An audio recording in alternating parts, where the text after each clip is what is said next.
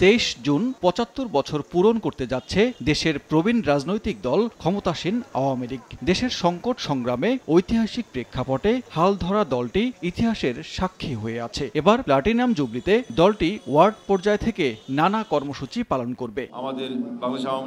দিনটির কর্মসূচি নিয়ে বঙ্গবন্ধু অ্যাভিনিউতে যৌথ সভায় বক্তব্য রাখেন দলের সাধারণ সম্পাদক। জানান, ঐতিহাসিক সোহরাওয়ার্দী উদ্যানে সমাবেশ করা হবে। বিএনপির আন্দোলন প্রসঙ্গ উড়িয়ে দিয়ে ওবায়দুল কাদের বলেন, তাদের কোনো আন্দোলন সফল হবে না। বাজেট নিয়ে মির্জা ফখরুলের মন্তব্যেরও জবাব দেন ওবায়দুল কাদের। এই বাজেটটা করা হয়েছে রাঘব বোয়ালদের লুটপাট বন্ধ করার জন্য, লুটপাটের জন্য।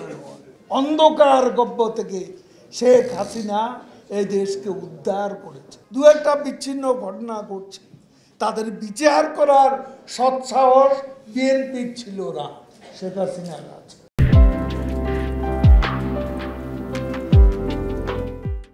এদিকে জাতীয় প্রেস ক্লাবে এক আলোচনা সভায় বিএনপি মহাসচিব মির্জা ফখরুল অভিযোগ করে বলেন, সরকার জনবিরোধী বাজেট দিয়েছে। আওয়ামী লীগ বিরোধী দলকে দমনের চেষ্টা করছে বলেও দাবি করেন তিনি। প্রতিটি ব্যক্তির উপরে এখন ১,৫৫,০০০ টাকা আপনার ঋণ, প্রতিটি ব্যক্তির উপরে এই দেশে হিসাব করে যেভাবে ঋণ না হয়, আবার বাজেট দেয়, সেই বাজেটের মধ্যে জনগণের সমস্যার সমাধানের কোনো কিছু নেই।